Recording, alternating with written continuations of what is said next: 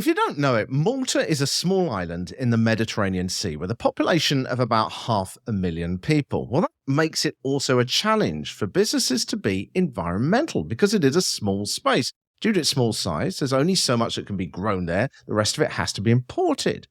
But one brand there called Dr. Juice has tried to embrace this challenge and really do something about it. With the help, of course, of a great PR, who I first spoke to a year ago as he was moving on from the world of journalism to setting up his own agency. And I'm absolutely delighted to finally talk to him actually on the podcast, because we didn't talk last year, but he has had an unbelievably successful year. So there's so much I do want to talk about. As always, we've only got a few minutes in these new bite-sized episodes, so Ivan. So just first of all, just tell people where you're from and then tell us a little bit about this campaign. Hi, Richard. Thanks for having me on. Thank you. So I'm the CEO of Pressworks. It's a new startup in the PR space operating in Malta in collaboration with one of Malta's leading marketing and advertising agencies, Brandwagon. So we created this business together a little over a year ago now. And so tell us about the Dr. Juice campaign. I mean, how did that come about and what was your kind of role within that? So this is a really interesting project that I worked on over the past couple of months. Dr. Juice is a healthy food provider here in Malta that has grown quite rapidly. They focus on juice-based drinks and blended drinks, but they also have salads and other kinds of F&B offerings. One of the concerns of the CEO and founder of the business was the volume of litter that was being produced, primarily from their cups. Now, they use compostable cups, but there were issues in Malta with the recycling chain. Because this is from you've got being a small island, like I was just saying in the intro there, isn't it? It's always going to be a challenge, yeah. Yeah, so Malta's the smallest and most densely populated island in the EU, the member state in the EU. And so our waste management is an issue here. It's an issue for nearly any kind of business, whatever kind of business you're in. And there are gaps in our chain, in our recycling chain. Essentially, most of the recycling is done offshore outside of Malta, where it's shipped abroad. And that's not very sustainable, not very environmentally conscious.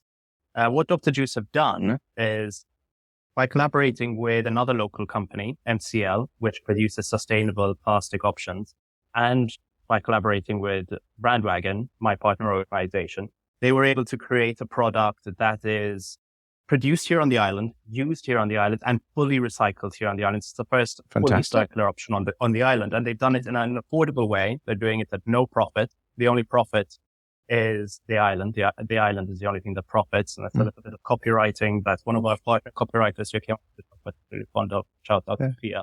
So it's a really strong story here. And you were brought, so what aspect of this? I mean, it almost feels like a bit of a no-brainer story, but you were brought in to kind of market this or to work on messaging. What was your role in that? So this is something we were talking about earlier, Richard and I. It's the relationship between my partner organization, Brandwagon, and mine, Pressworks. They are marketing and brand strategy experts. And what I bring to the table is what I call sort of like adding fuel to the fire. And that fuel is media and news engagement. We should say your you should very quickly just remind people of your background, because, you know, I mentioned in the introduction, you're a former journalist. Yeah, so I was a journalist here at Malta's leading news operation, the Times of Malta, for a little over a decade. And I decided to take the plunge into the PR world when I realized that there was this gap in this market where there wasn't a PR focused agency. Instead, it was either an add-on service to marketing or else lobbying and crisis management work. And I wanted to create a specifically focused PR agency. We're storytellers. We tell stories through our media partners. And that's what we did for Dr. Juice. So we broke the story down into its different components, teamed up with different partners, targeting different target audiences. And we're still actually in the campaign now. So it's still happening. This launched just a couple of days ago. So what did you do when you looked at the story? Because to me, I mean, obviously, you know, you're a communicator, like everyone listening to this show, you know how to tell it to me in one line. But it's like, what did you have? What was the sort of the info dump that was given to you that you then had to massage when you started this, so that you could communicate it well? Well, yeah, as is often the case, right? When you work on a project like this, you get these kind of master documents. Yeah, just this pile of boom. Yeah, they tend to be almost stream of consciousness, right? Yes. These long brand Bibles, I like to call them, where they're just never ending. But somewhere in there, and through conversations with the guys leading the project, you identify the different news angle. And this is what I did as a journalist. This is why, for a journalist, I think makes up good PR. Yeah. As a journalist, you know what a journalist needs. Yeah. Yeah, you said to a press conference or to an event or to interview someone, and within a very short period of time, you've got to identify what is the headline, what's the opening sentence, what's the lead. Yeah. And how do I keep people reading deeper and deeper into the story as they're scrolling? And you apply those same skills to PR, right? And that's what I did here. So what was it like when you were reading through that? What was your kind of process of picking out those bits that you thought, well, that's the top line. This is what's going to get them read. Well, literally, as you said it. Yeah. To me, what instantly stood out was, what is the problem and how are they fixing it? Right. To a reader, especially a news reader, they want to know what's broken and how it's being fixed. Right. And that's the Dr. Juice story with these cups, I think. And that's why they were so brave at doing it. How often do you find a business that seeks to fix a problem rather than exploit a problem? And that was what was so interesting about this Dr. Juice story, and why I instantly decided to partner up with them. I kind of get the feeling that with the situation that we already talked about with Malta, that environmental stories are probably quite common because it is an issue, is it? I mean, did you have to deal with kind of, how do I differentiate this from every other environmental story or what sounds like a sort of supply chain issue story? Well, what made this story particular was that so often in environmental-based reporting, the reporting focuses exclusively on the problem, right? Yeah. This thing is happening and it shouldn't be happening. Yeah. Or journalists uncover X problem with this environmental issue. Malta is also, like I said, a very dense island. So development, construction, excavation, these are always top of mind in the news agenda. They're constantly leading the front pages of all of our national papers. They're on the news bulletin. So there is a bit of fatigue there. That's what I mean. From audiences. So giving an audience a story they can get behind, and this idea of getting the audience behind the story played a big part in the Dr. Juice messaging. I really liked something the CEO of Dr. Juice, John Winfield, told me the other day. Even at a very granular level, when a consumer brings back one of these reusable cups, for it to be washed and sanitized there, and they're given a new one, they train the staff to say, thank you so much for supporting this cause. Just that small, little granular human gesture, of creating a community and thanking that community. Because the truth is, Dr. Juice aren't going to be able to do this on their own. They do need the community behind them to support this. Things like this are put forward by companies and they do tank after a while, and they they're great ideas and stuff. Yeah. I mean, this was interesting because I looked at the Times of Malta, which is where you're from, and it's like kind of almost inevitable. They ended up bringing up the inevitable term greenwashing, which I imagine is blasted around on every story that comes out there. But as I read it, I thought, okay, well, that's a really good response. Clearly, Ivan's done something here to make sure that the person was prepared for these questions. But it's like, that is the problem with something like the environment, isn't it? Is that when people go, oh gosh, I've heard this story over and over again, there's a natural wish on the part of us journalists to kind of go, okay, what's the bad I can pull out of this? And we're always going to try and look for the bad. So how did you think that process through to make sure that this was kind of addressed? Yeah, it's a really interesting point.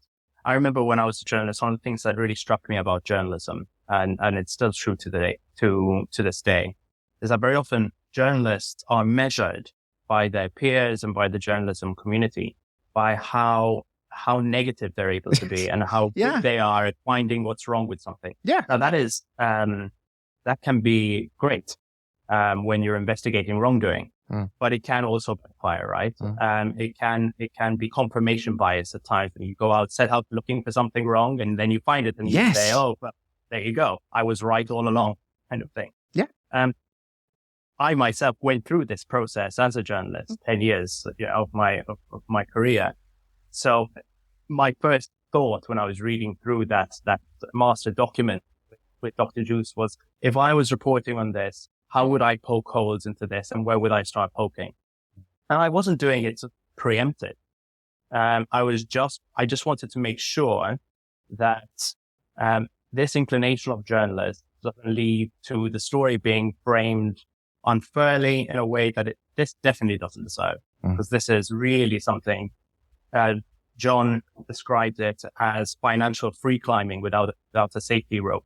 And I think that's really true because they're really taking quite a big risk here. I think one of the things also with this, and certainly in my experience when I was doing media training as well, is that often people do know the answers. But when, again, we're both journalists, you know how to frame a question so that it puts pressure on people. And in the heat of that moment, they can really struggle to find the actual answer. And there's often a really good answer. And the problem, I mean, particularly for sort of broadcast media, is that all you need is that person to err or for a moment, and you've got your controversy. So, it's identifying where people might attack you so that you can give the honest answer and be prepared for that and not have that moment of mental panic when they come at you, I think. Yeah, it really is that. So if your PR consultant has briefed you properly in advance of the interview, these are the pain points that they might press on. If I was interviewing, this is what I would ask you about. Then they're not blindsided. They're not caught in the headlights like you just described. And sometimes that can just be enough to look guilty, right? Exactly. Yeah. Ivan, I want to ask you a little bit about some of the things that you've learned just over the past year, working and building up your agency. Because I'm always trying to get insight into people who are doing things successfully, and you clearly are building something very successful over there. I mean, do you have any thoughts on that you would like to share with people about things that you've learned that perhaps might help them whether they're in India, whether in anywhere around the world, whether in America, wherever? Yeah. Some of the thoughts you've had. Yeah. So Malta is a really interesting jurisdiction in that its size is a weakness, but it's also a huge opportunity. Being so small, it gives you the opportunity to do things at both a local and a national scale at the same time, right? So you can sandbox and you can test things very quickly and get very quick response. And one of the best ways I've found to exploit this is by creating communities. And what I mean by that is not operating in silos individually and not putting up walls between different clients, and different projects, even if they're competitors at times. Yeah. In such a small jurisdiction as Malta, media budgets are slim, advertising budgets are slim, sponsored content budgets are wafer thin. So are there opportunities where you and another partner can share the cost? Is there a contact that your competitor has that you don't, that you could leverage together? Or maybe not a competitor, but maybe someone in a cousin industry that's related. So thinking that way in Malta has helped me tremendously. It's something that we're working on at the moment with a couple of different projects, and it's working. It's something. Look, I've only been doing this for a little over a year now, so I've seen your feed. Listen, you're being very modest about this because I've seen your feed and you're pumping out stuff. So it's awesome what you've been doing. It's fantastic. We've been busy little beavers, yeah. Yeah, you definitely have. Okay, so one final question, and this is something that I started asking people because I seem to read this more and more about stress in PR and just dealing with the pressures of it. How do you personally deal with those moments where you're like, I wish this would work? What's your personal strategy for it? I just had one of those. So I'll tell you what I call myself. I try not to measure myself against the losses and the things that don't work out. And I don't either measure myself against the things that are necessarily a success, right? Instead, I try to measure myself and Pressworks' performance against the volume of things that we're coming up with and the amount of creativity. I don't pressure myself to come up with 10 different ideas for every single project, but I try and enter engagement with that kind of energy. So I don't put all my eggs in one or two baskets. I try and come up with as many ideas as possible. So when one doesn't go right, when one doesn't work out just as I wanted it to, because you are throwing it up to the elements every time, right? And there's so many different players involved, media houses, the public, the journalist who's writing the story might be having a bad day. You never know how it's going to go. Yeah. So just throw a couple out there. Awesome. Ivan, we could go on. I said before we started this interview for 5 hours. So you're going to have to come on again because I'm sure there's so many other different angles that we can take on this. So thanks so much for appearing today.